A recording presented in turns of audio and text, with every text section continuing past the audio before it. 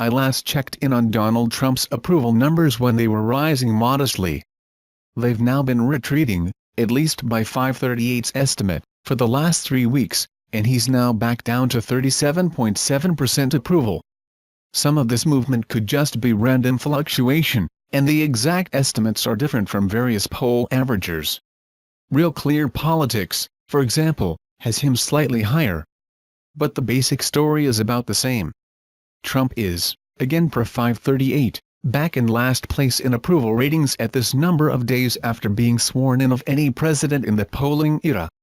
And his net approval, subtracting disapproval, has been the worst among those 13 presidents every day of his presidency, and it's never been particularly close.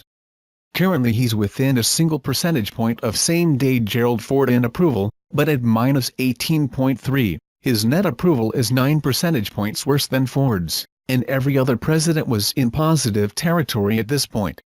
All of that with the more or less peace and something very close to prosperity, the two things that generally drive whether U.S. citizens like their presidents or not.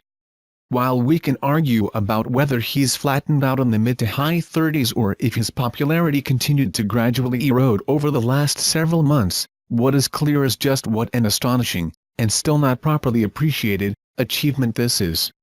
Put aside questions about how well a start this bad predicts how he'll be seen in November 2018 or November 2020, to get this unpopular, this fast, and to do it in an era of relatively good times, is just breathtaking.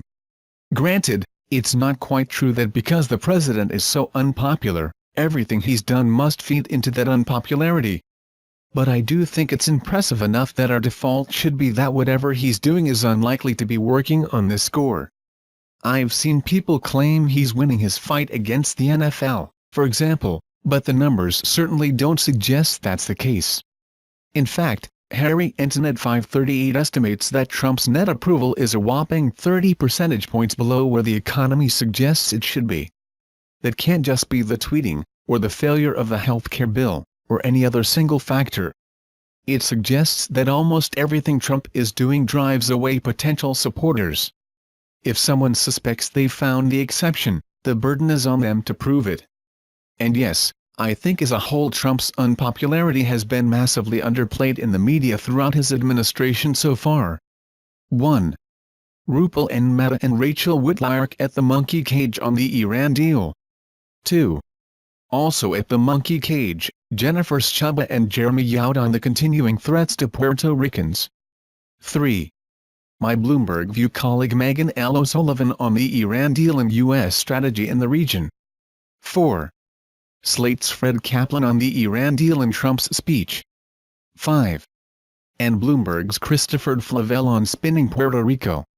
Truth is, there's nothing wrong with spin. But depending on spin is a losing proposition. Good governing will win out in the end, and bad governing will be costly in one way or another.